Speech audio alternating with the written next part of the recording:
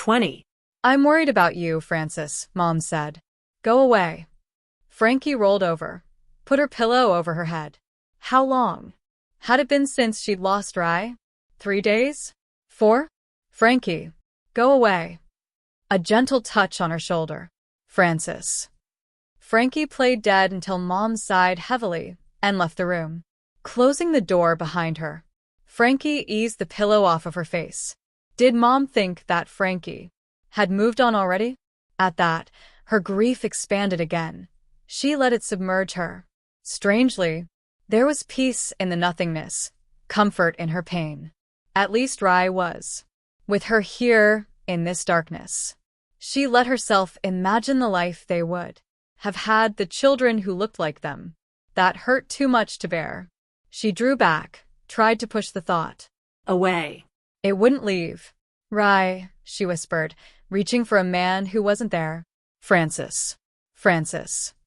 Frankie heard her mother's voice coming at her from far away. Leave. Francis. Open your eyes. You're scaring me. Frankie rolled over, opened her eyes, stared blearily up at her mother, who was dressed for church. I'm not going to church, Frankie said. Her voice felt thick. Or maybe that was her tongue. Mom picked up the empty glass on the nightstand. Beside it was an empty bottle of gin. You're drinking too much. Takes one to know one, Frankie said. Dad said he saw you wandering in the living room. Sleepwalking? Maybe. Who cares? Mom stepped closer. You lost someone you think you loved. It hurts. I know. But life goes on. Think I loved. Frankie rolled over and closed her eyes, thinking, Rye, remember our first kiss? She was asleep before her mother left the room. Frankie became aware of the music in stages. First the beat, then the rhythm, then at last the words.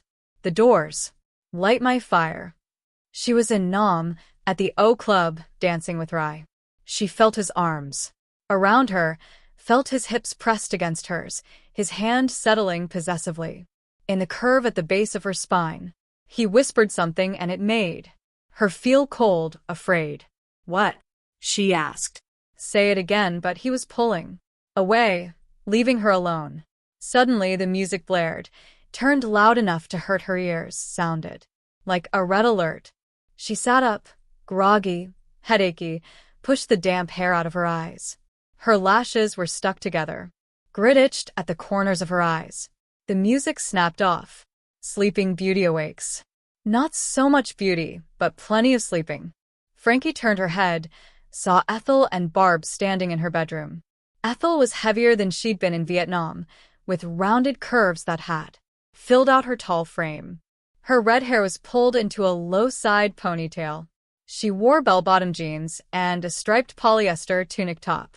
Barb wore black corduroy pants and a black t-shirt and an olive-colored military-type jacket with the sleeves cut off. Get out of bed, Frankie, Barb said. My mom called in reinforcements? Frankie said. I called, actually, Barb said. I hadn't heard from you since we talked about Rye's coming home party. I got worried and called. Your mother answered the phone. Get out of bed, Frank, or I'll throw you over my shoulder, Ethel said. Don't think I won't. I can lift a bale of hay. Frankie knew there was no point arguing. She saw the way they looked at her with a mixture of compassion and resolve. They were here to lift her out of despair. It was in the way they looked, the way they stood, the confidence set to their chins. They wanted her to just get up, stand, start to walk, as if grief were a pool you could simply step out of. In reality, it was quicksand and heat, a rough entry, but warm and inviting once you let go. She pushed the sour, sweat-smelling covers back and got out of bed. Without making eye contact, she couldn't look at them without thinking of Rye. She walked down the hall to her bathroom and took a shower, trying dully to remember when she'd last turned the water on or washed her hair. She towel-dried her hair and put on the clothes she'd left hanging on a hook on the back of the door, clothes her mother had bought to cheer her up. A blue tunic and pants set with a pointed white sailor collar and a white cinch belt. She felt like an actress dressing for the role of dutiful daughter. Ridiculous. But the effort it took to choose something else was beyond her. Barefoot, she walked back into her bedroom. At the sight of her friends standing there, she knew how much she loved them. She could almost feel that love, but not quite. Grief had bludgeoned away every other emotion. "I'm fine, you know," Frankie said. "Apparently you've been in bed for well over a week," Ethel said. "Time flies when you're having fun." "Come on, Frank," Ethel said, linking her arm through Frankie's. Barb Grabbed the radio and moved to Frankie's other side. A flanking maneuver to make sure Frankie was hemmed in. The trio walked down the hallway. Frankie pulled them past her father's office. The last thing she wanted them to see was the hero's wall and her absence on it. Frankie was surprised that they seemed to know the house and have a plan. They walked through the yard, across the street, and out to the beach, where 3 empty chairs and a portable ice chest waited for them. Barb set the radio on the ice chest and cranked up the music. Frankie felt unsteady, listening to the surf roar toward her. The familiar music took her back to the best of Vietnam and the worst. "I loved him," she said out loud. Barb handed her a gin and tonic, said, "Sit, Frankie." Frankie didn't sit so much as she collapsed. Ethel sat down beside her, held her hand. Barb sat in the third chair. The 3 of them held hands, stared out at the Pacific Ocean crashing beautifully onto the shore, the constant, ceaseless battering of water, the quiet retreat of each wave. Frankie said, "How could I not know he was gone? How could I not feel his loss from the world?" For that, there was no answer. The 3 of them knew death intimately, had stood side by side with it for years. "You need to do something," Ethel said. "Start a life." "There's this group," Barb said. "Vietnam Veterans Against the War." It started with 6 vets marching in a peaceful protest to end the war. Maybe you could take your anger and use it for something good. Anger? That was a distant shadow on the horizon of her grief. Barb had no idea how this felt, how debilitating it was to lose yourself, along with your love. And Frankie couldn't explain it without sounding pathetic or worrying them more. Best to just say, "Life has to go on, Frank," Ethel said. "You're tough enough for Pleiku. You can survive this." Life goes on. But does it really? Not the same life, that was for sure. "I love you," she said, knowing that her friends wanted to help. But how could they? How could anyone?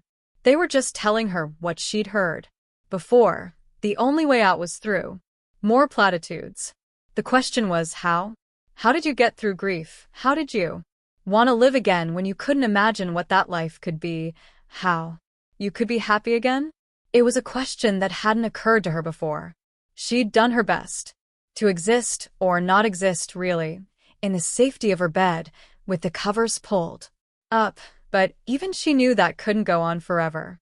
What did she want? A wedding, a baby to hold in her arms, a home of her own. "How has it been, coming home?" Barb asked. "Besides finding out that the man I love is dead?" Frankie said. Before that was Ethel's softly spoken answer. "Tough," Frankie said. "No one wants to talk about the war. My father is ashamed of me even going." She looked at her friends. "So, what did you 2 do?" Ethel shrugged. "You know my story. I started vet school and fell back in love with my high school boyfriend, Noah. He was in country while I was, but we never saw each other. He knew how much I loved George. We have history. When I'm feeling fragile, he has a way of holding me together." Frankie nodded. "You have nightmares?" "Not much anymore," Ethel said at the same time Barb said, "You've got to push it aside, Frankie. Do something." "What do you have left, Frank?" Ethel asked after a while, when the music changed to something folky and soft. "No anger in this music, just sadness and loss and sorrow." "What do you mean?" "You tell me." Well, honestly, this was something Frankie had never thought about. She knew who she'd been raised to be, what was expected of her.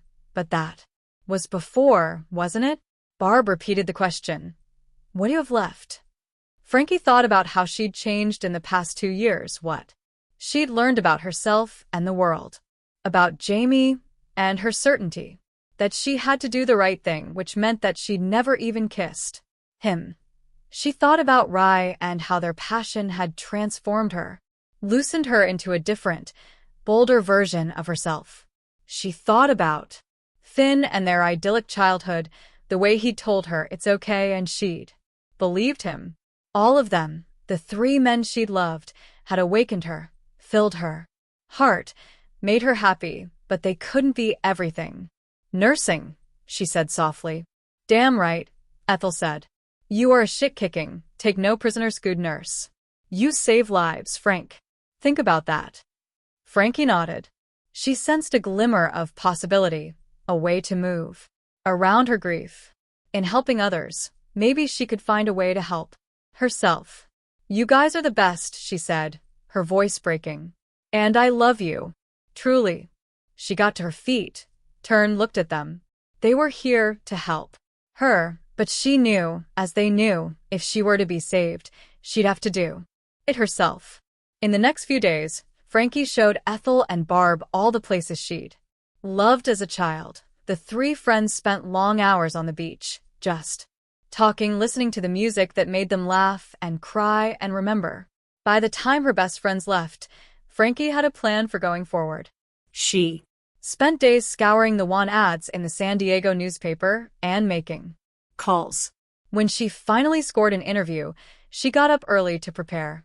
She typed up a resume on the IBM Selectric on her father's desk that no one in this house ever used. Her mother believed, of course, in handwritten letters, and her father had secretaries to type for him.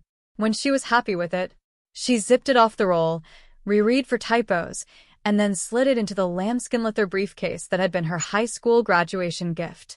It was the first time she'd used it. Her initials, FGM, were stamped in gold on the black leather. Grateful, for once, that her mother was an ardent shopper, Frankie found a suitable 2-piece striped dress with a funnel neck and a hip-hugging green belt hanging in her closet. Her top dresser drawer held an array of rolled-up panties, a few lacy bras, and some pantyhose in the cinnamon hue Frankie and all her high school friends had worn in the winter to look tan. She slipped her feet into a pair of low-heeled camel pumps. From the ferry's car deck, she saw the almost completed bridge, huge. Concrete stanchions rose out of the wavy blue water, curving from one shore toward the other. On the mainland, the small hospital was housed in a mission-style white building that took up a city block, its front and side yards studded with palm trees. Frankie parked in the visitor's lot and walked to the front door. The minute the doors opened and welcomed her in, she smelled the familiar sense of disinfectant, alcohol, bleach, and for the first time since coming home, she felt like herself. This was where she belonged, who she was. Here, she would find a path through her grief. She went to the front desk, where a bouffant-haired young woman greeted her with a smile and pointed the way to the director of nursing's office on the 2nd floor. Frankie's hand on the briefcase's leather handle was damp. This was only her second real job interview. Military recruitment didn't count. She knew that she looked young was young, at least chronologically. She found the office she was looking for, 2 doors down from the elevator on the 2nd floor. Outside of it, she stopped, took a breath. No fear, McGrath. Standing tall, shoulders back, chin up, as she'd been taught by her parents and the nuns at St. Bernadette's, she walked up to the door that read, MRS, Dolores Smart, Director of Nursing, and knocked. Mrs. Smart looked up from the work on her desk. She had a round face, with bright red cheeks, and wore her gray hair in old-fashioned pin curls that lay flat against her head. Behind her, a large window overlooked the parking lot. Mrs. Smart? I'm Frances McGrath. Here for an interview. Come in, the older woman said, indicating the empty chair in front of her desk. Your resume. Frankie sat down, took the folder out of her briefcase, and slid it across. The desk. Mrs. Smart read it. St. Bernadette's, she said. Good grades. I graduated at the top of my nursing school class at the San Diego College for Women. I see that. You worked for a couple of weeks at St. Barnabas. Night. Shift. Yes, but as you can see, I just returned from Vietnam, ma'am, where I was an army nurse for 2 years. I worked my way up to surgical nurse. And You are hardly trained for surgical assistance, Mrs. Smart said crisply. She pushed her glasses up and stared at Frankie. Can you follow? Instructions, Miss McGrath? Do as you're told. Believe me, ma'am, the military demands it. And my Vietnam training has made me an exceptional nurse. Mrs. Smart tapped her pen on the desk as she read and reread Frankie's. resume. Finally, she said, report to Mrs. Henderson at the first floor. Nurses station Wednesday at 11 p.m. for your first night of work. Tilda. In the office next to mine will set you up with a uniform. You're hiring me? I'm putting you on probation. 11 p.m. to 7 a.m. The night shift. Of course. It's where all beginners start, Miss McGrath. You should know that. But no buts. Do you want to work here? Yes, ma'am. Good. See you Wednesday. On her first day of work, Frankie dressed in a starched white uniform with an apron, thick white stockings, and comfortable white shoes. The nurse's cap sat on her teased, precision-cut bob like a flag of surrender. And nom in.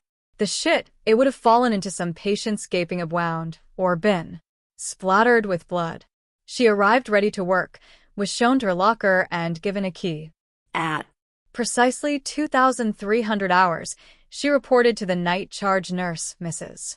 Henderson, an elderly woman in white who had a face like a bull terrier's, complete with whiskers. Francis McGrath, ma'am, reporting for duty. It's not the army, Miss McGrath. You can just say hello. I hear you have almost no hospital experience. Frankie frowned. well. Civilian maybe, but I was in Vietnam at a mobile. Follow me. I'll get you started. The charge nurse walked fast, her shoulders squared, her chin tucked in, her head on a swivel. You are on probation, Miss McGrath. I assume Mrs. Smart relayed this information to you. Our patients are important to us and we strive to offer the highest caliber of care, which means, of course, that nurses who know next to nothing do next to nothing. I will tell you when. You can treat actual patients. For now, you may help patients to the restroom, refill their water, change bedpans, and man the phone at the nurse's station. But I know how. Another hand held up for silence. Here's the emergency room. You'll see everything here, from a heart attack to marbles stuck up a kid's nostril. Yes, ma'am. Good sign. Politeness. Nowadays, most girls your age act like feral Dogs. My granddaughter dresses like a vagrant. Follow me. Keep up. This is the surgical ward. Only highly trained surgical nurses work here. She kept going on her tour of the hospital. Frankie followed her new boss down the hallway, past half a series of closed doors. She was shown the restrooms, the lab, the equipment room. They ended up back on the first floor at the nurse's station. Sit there, Mrs. Henderson said. Answer the phone. If there's trouble, page me. Frankie took a seat. You may help patients to the restroom, refill their water, change bedpans. She took a deep breath and released it. Barb and Ethel had prepared her For this. She'd known it was coming. There was no point being angry. She Simply needed to show them what she could do. Good things took time. April 27th, 1969. Dear Ethel, I got a job as a nurse in a local hospital. Yay. I hope you can read the sarcasm in that word. Barb was right. They're treating me like I'm a candy striper. Sometimes it makes me so mad, I want to scream. They have me on the night shift, answering phones and changing bedpans and refilling water pitchers. Me. On the night shift. The only good thing is the anger sometimes makes me forget How sad I am. I'll stick with it though. Prove myself. I'll bet you're thinking of my first shift in country. I've got this. Thanks for reminding me, by the way. I still love nursing. That's something. So, how's life on the horse farm? Still kicking ass in your classes? How's that new mare coming along? What's her name? Silver Birch? After some book you read in junior high?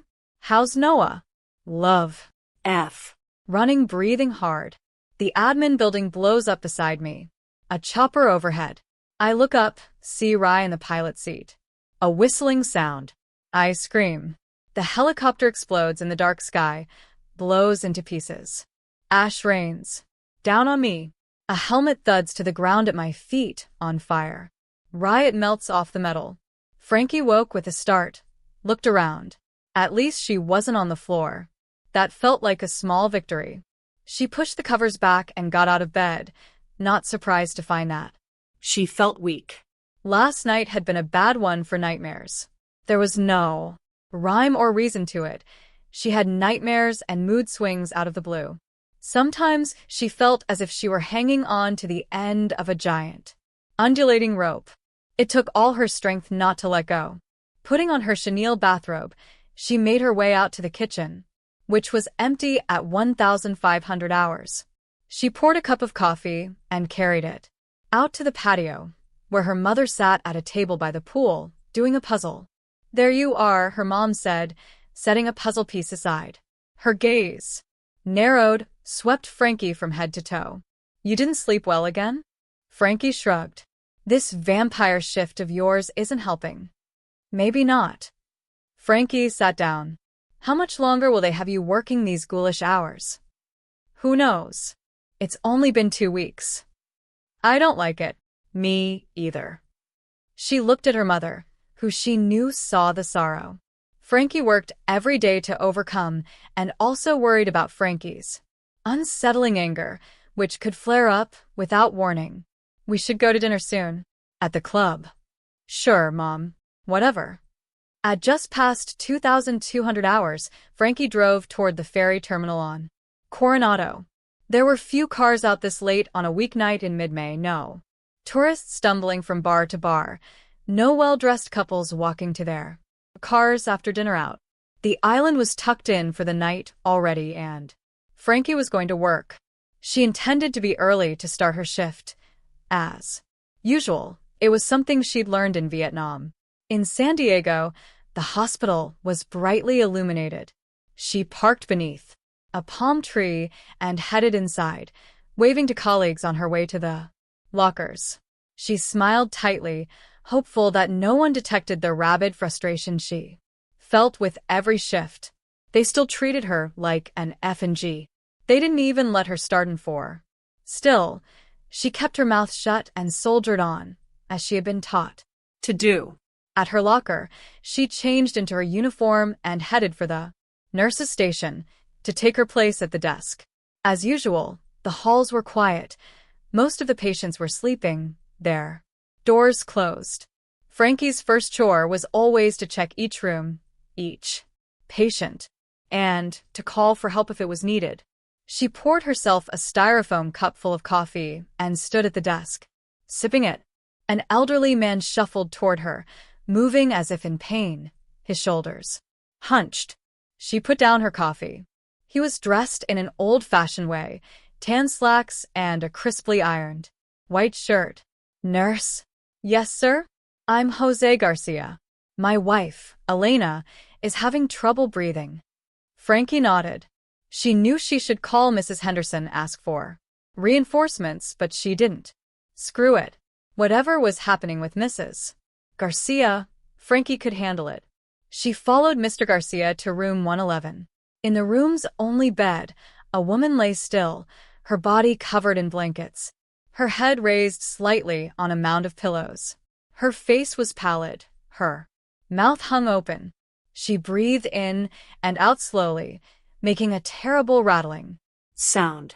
"She just started breathing like that," Jose said quietly. "How long has she been ill?" 6 months. Cancer of the lungs. Her students come by almost every day, don't they, Elena? He touched his wife's hand. She is a high school teacher. fierce, he added. He turned to Frankie. You heard about the Walkouts?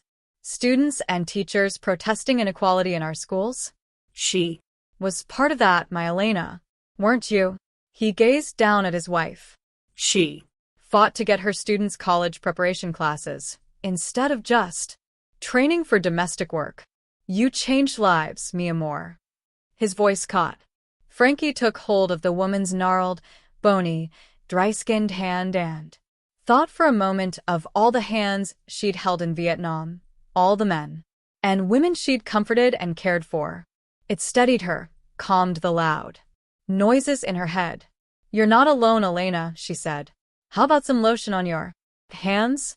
I bet that would feel good. 21. On a hot June afternoon, 3 months after her return from Vietnam, Frankie woke from her first decent night's sleep. Maybe she was getting better. She was getting better. She put a robe on over her SKI Vietnam t-shirt and panties and headed down to the kitchen for coffee. She found her mother at the kitchen table, dressed for the country club, smoking a cigarette, a cup of coffee beside her, reading the newspaper. Frankie saw the headline, First LT Sharon Lane killed in rocket. Explosion in Vietnam. Mom drew in a sharp breath, slammed the newspaper face down on the table. Then she looked up, tried to smile. Good morning, dear. Well, good afternoon. Frankie reached for the newspaper. No, Mom said. Frankie wrenched it away from her mother, turned it over to the article. Army nurse Sharon Lane is the first and so far only nurse to be killed by enemy fire, although 7 nurses have been killed or died during the conflict to date. First Lieutenant Lane died almost instantly when a rocket fragment struck her during an attack at Chu Lai. Frankie put down the paper. Enemy fire. A rocket fragment. Almost instantly. Did you know her? Mom asked quietly. no. And yes, we were all the same in some ways. I could have been her. Frankie closed her eyes, said a silent prayer. Maybe you should call in sick for work today. Frankie opened her eyes. She felt jittery now, anxious, Angry. If I called in sick every time I felt sad, I'd never go to work. I ran into Laura Gillihan yesterday at the Free Brothers Market. She Mentioned that Rebecca would love to see you. Frankie poured herself a cup of coffee, stirred in some heavy cream. She Was breathing a little fast, felt almost lightheaded. Becky Gillihan. There was a name she hadn't heard in a long time. Once upon a time, they'd been friends. At St. Bernadette's Academy, they'd been inseparable. She's married. Still lives on the island. I could call. Tell her you'll stop by before work. What else will you do until your shift starts? Frankie wasn't really listening. She could feel her mother's worried gaze, felt how she was being watched. Frankie should say more, tell her mother that she was okay, not to worry, but the thought of Sharon Lane wouldn't let her go. Almost instantly, she walked down the hall, stripped out of her clothes in her bedroom, and took a long, hot shower, crying for the unknown nurse until her tears ran out. Afterward, she redressed in the clothes she found on her bedroom floor, bell-bottom jeans and an embroidered peasant top, and realized she was shaky from a lack of food. She lit up a cigarette instead of eating. On the kitchen table, she found a note from her mother. Francis Grace. I spoke to Laura. Rebecca was thrilled at the prospect of seeing you. She asked me to pass along that she is hosting a party for Dana Johnston today at 4 p.m. She invited you. 570 2nd Avenue. We are off to a charity auction in Carlsbad. Home late. Frankie glanced at the clock on the stove. The party had started 15 minutes ago. She didn't want to go to Becky's. In fact, the thought of going made her feel vaguely ill. Could she handle seeing old friends? no. But what was the alternative? Sit in this mausoleum of a house alone, waiting until long after dark to go to work? Or be here when her parents returned? Her mother eyed her nervously all the time, as if she feared. Frankie was wired with explosives, and one wrong word would set her off. And Dad seemed determined not to look at her at all. She'd promised Barb and Ethel that she would do more than endure, that she would engage. This was as good a place to start as any.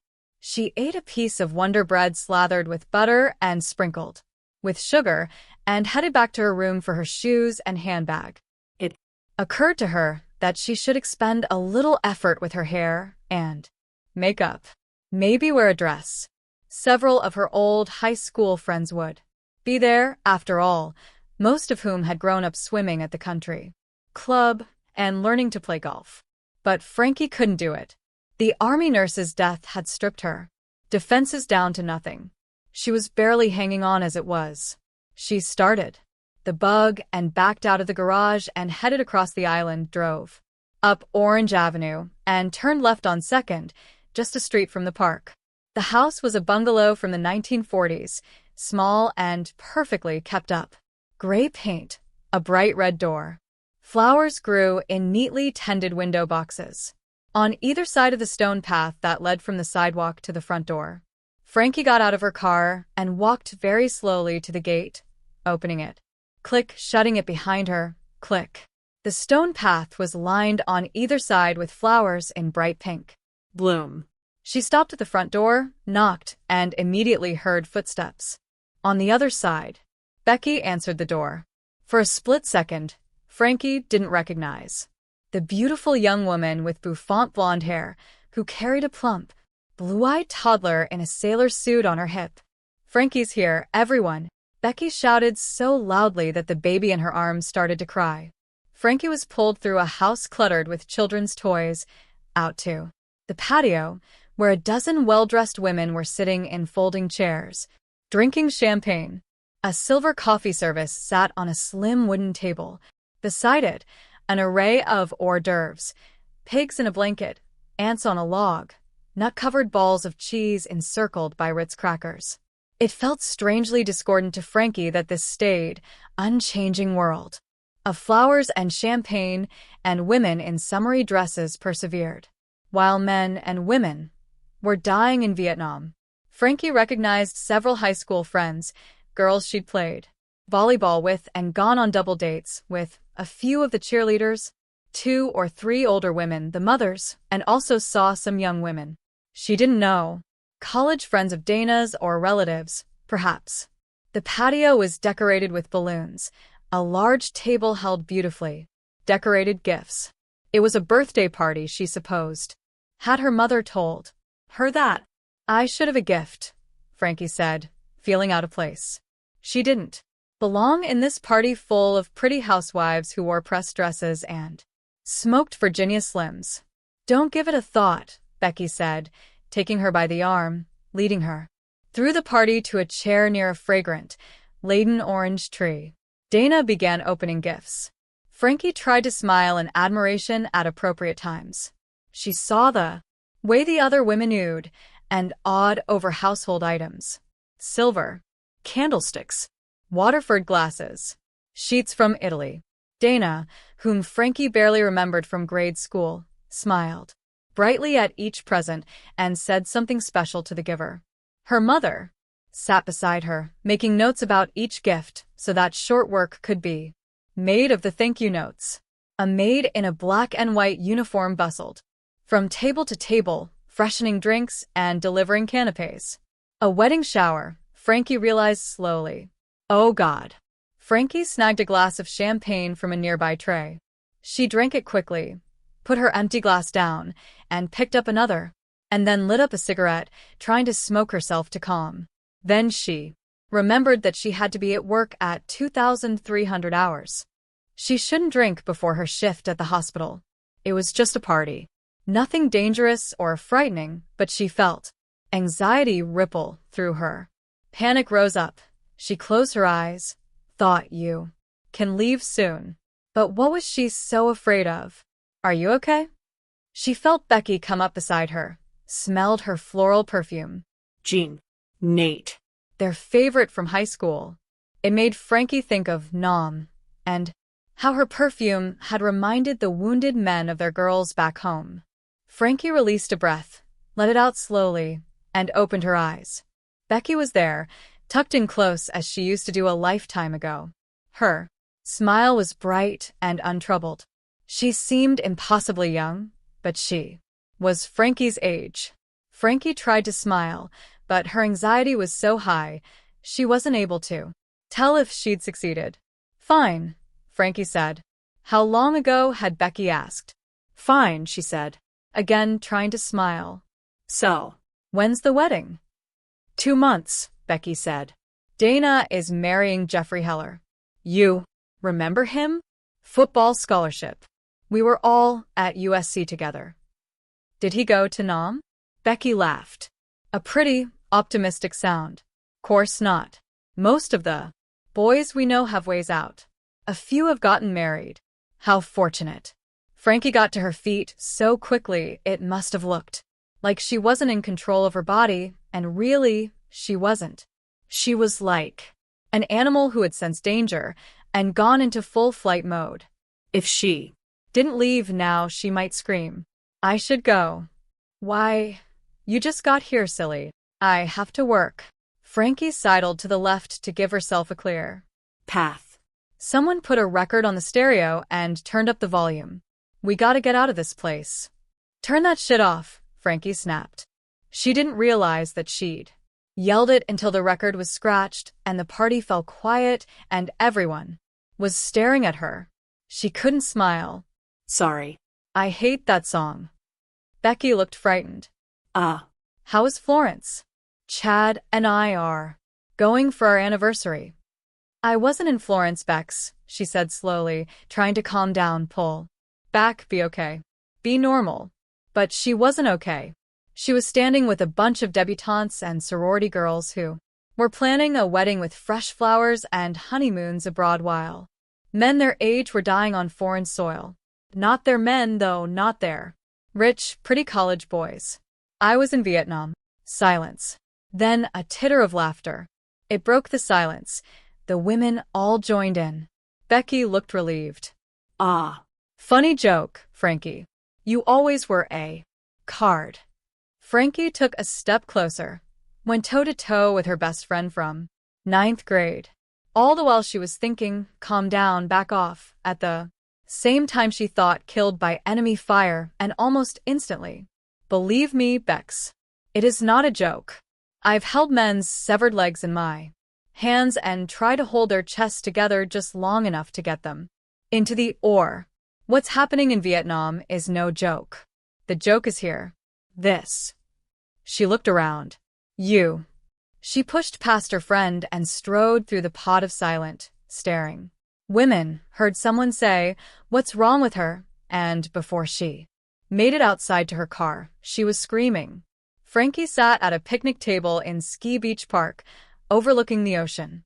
As usual on a summer evening, the place was crowded with people out walking their dogs or jogging in brightly colored short shorts. kids played in the Grass and in the sand, their shrieks of joy sometimes startlingly loud. She ignored all of it, or more accurately, she didn't notice the commotion going on around her. She smoked one cigarette after another, only getting up to put her butts in the trash. There was something wrong with her, and she was unsure of how to fix it. Her behavior at the shower was unacceptable on any level. There was no doubt about that. Oh, Becky and the others had been offensive about Vietnam, but so was much of the country. That didn't give Frankie license to lash out. All she'd had to do was claim a need to leave and politely walk out of the party. Instead, her anxiety and anger had surged, come out of nowhere, and suffocated her. Even now, hours later, it was still there, lying in wait, ready to lash out at a moment's notice. It made her feel weak, shaky, fragile. She'd never thought of herself as fragile, and yet here she was, alone and afraid. She could handle a maskell in Nam with ease, but a long-forgotten friend at a bridal shower could bring her to her emotional knees with the flick of a word. Vietnam. That had to be at the root of her outburst. And how could it not? she'd Shown up at a bridal shower only months after Rai's death. Wouldn't anyone be upended by grief at a time like that? But what about the sudden anger? Was that part of grief? She had to do better, be better. No more putting herself in upsetting situations. No more telling people she'd been to Vietnam. They didn't want to hear it anyway. The message was clear: don't talk about it. She needed to do, as everyone suggested, and forget. She knew that enforced silence added to her anxiety, increased her anger, but it was undeniably true that even her own family was ashamed of her service and expected her to be ashamed, too. At 2,245 hours, long after dark, she was still on the wooden picnic table bench, worrying over all of it, gnawing on the bone of her failures. When she stood up, she realized she hadn't eaten all day, and the pack of cigarettes she'd smoked had left her lightheaded. She got up and walked to her car, hearing the ocean purr behind her. The park was mostly empty this late, just a few pairs of lovers out here. Now, she drove the short distance to the hospital and parked. Moving cautiously, she was jittery, unsteady. She entered the brightly lit halls, went to her locker, and put on her uniform. After brushing her teeth at the sink, she straightened and caught sight of herself in the mirror, a young face, with old, tired eyes, black hair, and a stark white nursing cap. She headed for the nurse's station, made herself a cup of coffee, ate something from a vending machine, and began her rounds. The halls and rooms were quiet. Most of the patients were sleeping, and there were no surgeries scheduled for tonight. 4 hours later, she sat at the station desk, tapping her pen. On her shift. So far, she'd changed 4 bedpans, helped 3 patients to the bathroom, and replaced 2 pillows. She'd filled water pitchers and lowered a bed and helped one old woman sleep by reading to her. As usual, she had pretty much just twiddled her thumbs. Suddenly, the elevator doors banged open. An ambulance attendant rolled a patient in on a wheeled gurney. "The ER is packed," he said. bus Accident. Frankie shot to her feet, felt instinctively for the Kelly clamp on her fatigue pocket. Not there.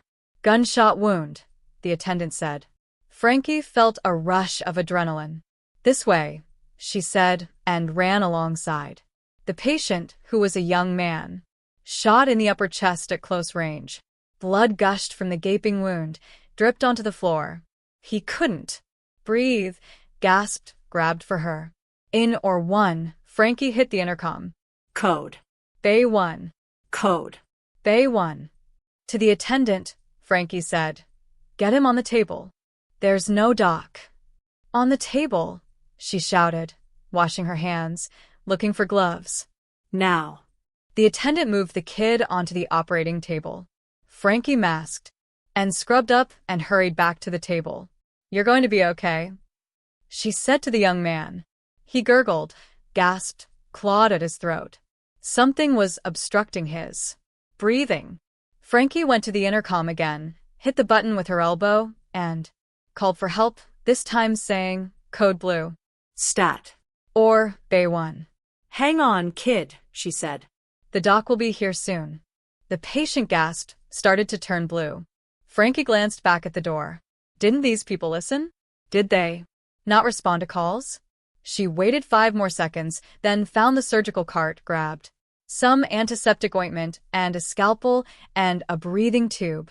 He was dying. She wiped his neck with antiseptic and picked up a scalpel. It took less than 20 seconds to do the tracheotomy and get the kid breathing. "There," she said when he inhaled and exhaled through the tube. She cut off his shirt and vest, exposing the wound. It was gushing blood. She grabbed some gauze, applied pressure, and tried to stop the bleeding. A short-haired man in scrubs rushed into the OR and stopped in his tracks. "What in the hell?" Frankie threw him an irritated look. "There you are. What took you so long?" The doctor stared at her, his mouth open. Mrs. Henderson appeared beside him.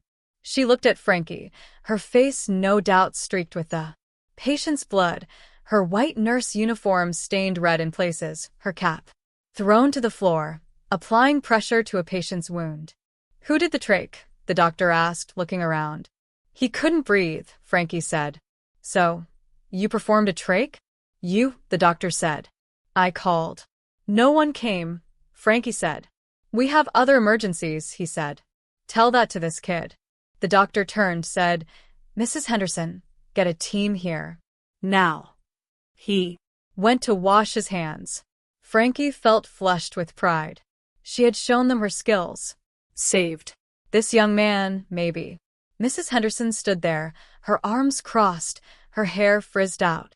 Around her white, starched cap, her forehead pleated, her mouth set in a grim line. You could have killed that man. I saved him, ma'am. Who do you think you are? I'm a combat nurse. A good one. That may be, Mrs. Henderson said, but you're also a loose cannon. You have just exposed this hospital to liability. You're fired. 22. Headlights shone on the elaborately scrolled metal in front of her, illuminating the gold M in the center of the gates. When Frankie was young, this house had been neither gated nor walled, but open to the world, situated proudly on its large, ocean-facing lot. Back then, Ocean Boulevard had been a quiet street, mostly driven on by locals. The world had felt safe. The assassination of President Kennedy had changed everything. She Still sometimes thought of her childhood as before and after. Following the death of the president, no one in America had felt safe from the Red Scare. And up had gone the wall around the McGrath property. Not long after that, the gate had closed them in, created an oasis designed to shield the inhabitants from the ugliness of life. As if bricks and mortar could protect a person. Frankie drove through the open gate and followed the driveway into the four-car garage, where she parked beside her mother's Cadillac. Her father's silver gullwing Mercedes was off to the left. She realized too late, when she was nearly at the front door, that she'd forgotten her purse. Feeling unsteady, she walked back, retrieved her purse, got out her keys, and opened the front door. It was 0400 hours. Quiet. dark. A single lamp in the living room cast a little light, but otherwise the rooms lay in shadow. Frankie could have navigated this house blindfolded, so she didn't bother with any lights. She Walked into the living room, grabbed a bottle of booze and a glass from the bar, and carried them out to the patio. fired. For saving a young man's life. What was going on in the world? She needed to eat something. Why that came to mind, she had no idea. She poured a glass of vodka, apparently, and drank it fast and poured another. She needed something to dim the pain, at least to give it a blunt edge. She needed to get herself together. Her mind was a whirlwind. Anger, fear, grief, sorrow. Every now and then she cried. Then she'd scream. Neither helped at all. God help her. She missed Vietnam, missed who she'd been over there. She closed her eyes, tried to steady her breathing. She heard footsteps. How long had she been out here, drinking and smoking and crying? And how could she still have tears to shed? It dawned on her suddenly that it was daylight. So she'd been out here for hours. The lights flicked on. Her father strode out onto the porch in his pajamas and monogrammed robe. He saw her and stopped. What in the Sam Hill? Mom came out behind him, still in her silk pajamas. Francis? What Happened? Are you okay? Frankie realized that she was still in her blood-splattered white nurse uniform. At some point, her cap had fallen off. There was blood all down her front, on her white pantyhose, on her shoes. I saved a man's life in the hospital tonight. Performed a tracheotomy. You, her father said, one eyebrow cocked in disbelief. Yes, Dad. me. We heard about the scene you caused at Becky's party, he said. For a second, she didn't know what he was talking about. Yesterday. Afternoon felt like a lifetime ago. At the suddenness of the topic change, she stumbled into confusion, lost her sweeping anger. She didn't want to Disappoint them. Again. I didn't mean to cause a scene. It's just. Well, you did. No doubt the story will be all over the club by now. Connor McGrath's daughter went to Vietnam and came home crazy. Are you taking drugs? Mom asked, twining her hands together. What? Drugs? No, Frankie said. It's just the way people look at me. When I say I was a numb, you exposed my fib about Florence, Dad said. Fib. Frankie couldn't believe he'd said that. Fib. She knew then what this was about, what it had always been about. His reputation. The man with his stupid hero's wall who knew nothing about heroism and lived in fear of that embarrassing truth being exposed. If you don't want to be seen as a liar, maybe you shouldn't lie, Dad. Maybe you should be proud of me. Proud? That you embarrass this family at every turn? I went to war, Dad. war. I have been shot at in a Huey and lived through mortar attacks. I've had my ears ring for days when a bomb hit too. Close. But you don't know anything about that, do you? He paled at that, clenched his jaw. Enough, he said. You're right, she yelled back. She pushed past him, headed to her bedroom before she could say something even worse. The door to her father's office was open. She saw all those pictures and mementos on the hero's wall, and without thinking, she went into the sacred space and started pulling the framed pictures off the wall, throwing them to the floor. She heard glass shatter. What the hell do you think you're doing? Dad roared at her from the doorway. This, she said. Your hero's wall. It's a big fat lie, isn't it, Dad? You wouldn't know a hero if one bit you in the ass. Believe me, Dad. I've seen heroes. Your brother would be as ashamed of your behavior as we are, Dad said. Mom appeared in the doorway, threw Dad a pleading look. Connor, don't. How dare you mention Finley? Frankie said, her anger swooping. Back in. You who got him killed. He went over there for you, to make you proud. I could tell him now not to bother, couldn't I? Oh, but he's dead. Out, her father said in barely above a whisper. Get out of this house. And stay out. With pleasure, Frankie hissed. She snagged the photograph of her brother and stormed out of the office. Leave that picture, Dad said. She turned around. No way. He's not staying in this toxic house. You got him killed, Dad. How do you live with that? She ran down to her bedroom, stuffed a few things in her overnight travel bag, grabbed her purse, and left the house. Outside, she felt the sting of regret, and tears blurred her vision. Dear God, she was sick to death of crying. And of these mammoth mood swings. She shouldn't have said that terrible thing to her father. She threw her stuff in the back seat, along with the portrait of Finley, and climbed into the bug, slamming the door shut behind her. She knew she was driving on Ocean Boulevard too fast, but it couldn't be helped. She couldn't catch her breath. She felt like the last girl in a horror film, running for her life, but the danger wasn't behind her, trying to catch up. It was inside her, trying to break out. She thought if it gets out, something bad will happen. All this rage and hurt could destroy her if she didn't bottle it up. She reached over for her purse, felt around for her cigarettes in the mess. Inside, the music blared through the small black speakers. Light my fire. For a second she felt it all, the missing of herself, of Vietnam, of her lost loves. Tears blurred her eyes. She couldn't lift her hand to wipe them away.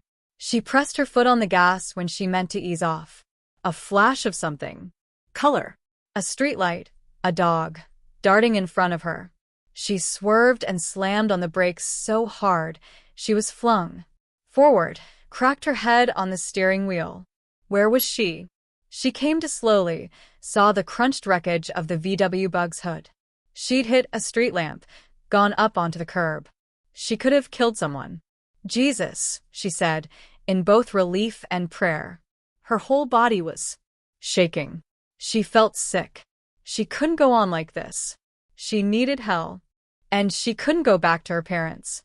Not yet. Maybe not ever, after what she'd said to her father. She put the Bug in reverse and backed up. The car clanged down onto the street. A dog sat on the grass, watching her. Frankie had never hated herself more than she did right now. She was hungry, broken-hearted, and drunk, and she'd gotten behind the wheel. She parked the wrecked car on the side of the road and left her keys in. In this neighborhood, the police would be alerted to its presence in no time. They'd call the registered owner, Connor McGrath, and he'd see it, sitting here broken. She hoped it scared him. Who had she become, that she wished pain on? Someone she loved. Slinging her bag and purse over her shoulder, she stumbled down the street. It wasn't until she boarded the ferry and saw how people stared at her that she realized she was still in her bloody white uniform. She went into the bathroom and changed into jeans and a t-shirt. She had forgotten to pack shoes, so she left her blood-splattered white nurse shoes on. On the mainland, she walked to the bus station. Every step took something out of her, made her feel smaller, more worthless, more lost, more alone. Who could help her? There was only one place she could think of. She boarded a city bus and exited a few miles later, then walked to the Veterans Administration outpatient clinic. The offices were closed when she arrived. She sat on a bench out front, smoking one cigarette after another, waiting impatiently, reliving the bad things she'd said and seen and done over and over. At 0830 hours, the lights in the building came on. Cars began to drive into the parking lot. Frankie walked inside. A wide lobby funneled into a beige hallway. Men sat slumped in chairs that lined either wall, some of them younger, long-haired, wearing ratty clothes, fatigues with the sleeves cut off, denim jackets, torn t-shirts, and some were older men, probably veterans from Korea or World War II. A few walked back and forth. She stopped at the front desk. I need some help, she said. Something's wrong. The woman behind the desk looked up. What kind of help? Frankie touched her head. The new bruise that was forming, a headache, made it hard to think. I am crazy. Unraveling. What? My thoughts. I get angry and sad, and my boyfriend was just killed in action. The woman stared at her a moment, clearly confused. Well, I mean, this is the VA. Oh, right. I'm an Army Nurse Corps vet, just back from Nam. The woman gave her a skeptical look. Dr. Durfee is in his office. He doesn't have an appointment until 9 a.m. I guess you could. Thanks. She sighed. 2 doors down, on the left. Frankie headed down the wide hallway, where more men sat on plastic seats beneath a framed portrait of Richard Nixon. Frankie saw posters and brochures offering different kinds of help to veterans, employment help, state benefits, education, and training. At Dr. Durfee's door, she stopped, took a deep breath, and knocked. Come in. She opened the door and stepped into a narrow, almost closet-small office. An old man, old enough to be her grandfather, sat behind a cluttered desk. Stacks of paper were on every surface in the room. A poster was tacked up on the wall behind him, a kitten hanging from one claw with the words "Hang Tough." The doctor peered at her through black-rimmed, Coke bottle-thick glasses. What strands of hair he had left, he'd combed to one side and maybe sprayed in place. He wore a madras shirt, buttoned to his waddled neck. Hello, young lady. Are you lost? Frankie smiled tiredly. It was such a relief to be here. To say I need help and receive it. I am lost, but I'm in the right place. I probably should have come before now. His gaze narrowed, moved from her face, down her rumpled blouse and wrinkled jeans, to the red-splattered white shoes. The woman at the front desk said you had until 9. I can make an appointment, but I really need some help now if you don't mind. Help. She sank into the chair in front of his desk. I was in country for 2 years. And my boyfriend was supposed to come home in April, but he was Kia, so what came was a "We regret to inform you" telegram. And the way people treat us. We can't even say Vietnam. We went to serve our country. And now they call us baby killers. My dad can't look at me. At my job, I Was fired for being too good, even though I might have saved a young man's life. And I can't seem to get a handle on my emotions since I got back. I'm always either banshee angry or bursting into tears. My dad is so Ashamed, he said, I went to Florence. She said it all in a rush and felt exhausted afterward. Are you menstruating now? Frankie took a moment to process that. I tell you that I'm having trouble after being in Vietnam, and that's your question? You were in Vietnam? There were no women in Vietnam, dear. Do you have thoughts of hurting yourself? Hurting others? Frankie got slowly to her feet. It felt nearly impossible to do so. You Won't help me? I'm here for veterans. I am a veteran. In combat. well, no. But, See? So, you'll be fine. trust me, go home. Go out with friends. Fall In love again. You're young. Just forget about Vietnam. Just forget. It was what everyone recommended. Why couldn't she do it? The doctor was right. She hadn't seen combat. Hadn't been wounded or tortured. Why couldn't she forget? She turned and walked out of the office, past the men sitting in chairs. Along the wall, under the watchful eyes of President Nixon. In the lobby, she saw a payphone and thought Barb and stopped. She needed her best friend to talk her down from this ledge of despair. She went to the phone, made a collect call. Barb answered on the second ring. Hello. This is the operator. Will you accept a collect call from Frankie McGrath? Yes, Barb said quickly. The operator clicked off the line. Frankie? What's wrong? I'm sorry. I know it's expensive to call collect. Francis. What's wrong? I don't know, but I'm in bad shape, Barb. I'm kind of falling apart. Here.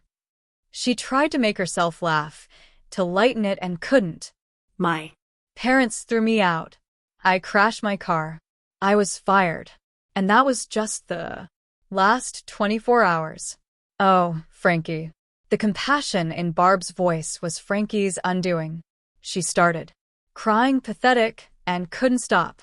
I need help. Where are you? At the useless VA. Is there somewhere you could go? She couldn't think. She was still crying. Frankie. She wiped her eyes. The Crystal Pier cottages aren't far away. Finley. And I used to ride bikes on the pier. go. Get a room. Eat something. And don't leave, okay? I'm on my Way. You hear me? It's too expensive to fly, Barb. Don't leave, Frankie. Get a room at the Crystal Pier and stay there. I Mean it. Someone was pounding on the door. Frankie sat up, immediately felt sick to her stomach. An empty gin bottle lay on the carpet by the bed. Open the damn door, Frankie. Barb. Frankie looked blearily around the cottage she'd rented, saw the empty gin bottle, an overflowing ashtray, empty potato chip bags. No wonder she felt like hell. She climbed out of bed and went to the door, unlocking it, letting it swing open. Barb and Ethel stood there, side by side, both with worried looks on their faces. I don't know what's wrong with me, Frankie said. Her voice was hoarse. She'd been screaming in her sleep again. Barb was the first to take Frankie in her arms. Ethel moved in beside them, wrapped her strong arms around both of them. I'd rather be in Pleiku, Frankie said. At least there I know when to put on my flak jacket.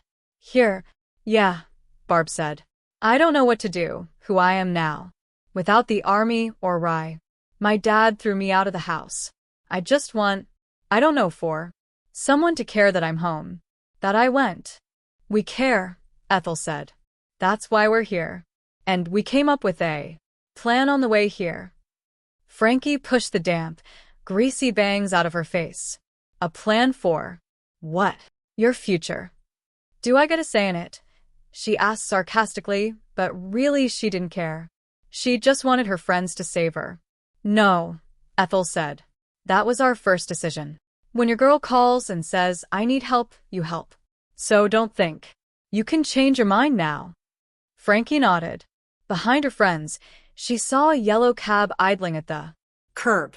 Get your stuff, Barb said. Frankie felt too crappy to argue or question and more relieved than she Could say. She went into the bathroom, brushed her teeth and put on pants, then tossed her bloody nurse shoes in the trash and walked out barefoot. So, what am I doing to fix my life? Frankie asked as the three of them walked to the waiting cab. Her girlfriends bookend her, stayed close, as if they were afraid she'd bolt. Frankie tossed her overnight bag into the car, then slid into the back seat, with Barb on one side and Ethel on the other. Train station, Ethel said to the driver.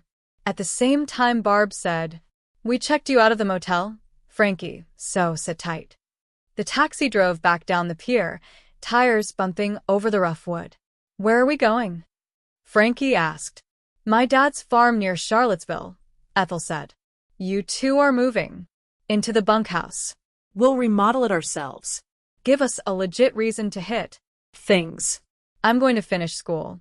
Barb joined that new organization, Vietnam Veterans Against the War. Frankie turned. "You're against the war now." "It's got to stop, Frankie. I don't know if this can help, and I sure as hell don't want to be a part of some privileged, white kids picketing something they know nothing about. But this, the VVAW, is about us having a Voice. The veterans. Don't you think someone should listen to us?" Frankie didn't know how she felt about that. And me. "What have you two decided on for me?" "That's what we're giving you," Ethel said. "Time to figure it out." If Frankie hadn't been so sick of crying, so emptied out, she would have Cried. Thank God for girlfriends. In this crazy, chaotic, divided world that was run by men, you could count on the women. "This bunkhouse," Frankie said. "Is there indoor plumbing?" Ethel's face transformed with a smile, revealing how nervous she'd been that Frankie would say no to this bold plan. Why? "You too good for a latrine, Lieutenant." Frankie smiled for the first time in how long? She didn't even know. "No, ma'am. With you two at my side, I can live in practically anything." Barb held out her hand. The three put their hands together. "Enough bad memories," she said solemnly. "We won't ever forget, God knows, but we move forward, away from Vietnam, into the future." It felt solemn and important and suddenly possible. Frankie thought, "I won't talk about it anymore. I will forget. Soldier on." "Away," they said in one voice. They stopped only long enough to get Frankie a new pair of shoes.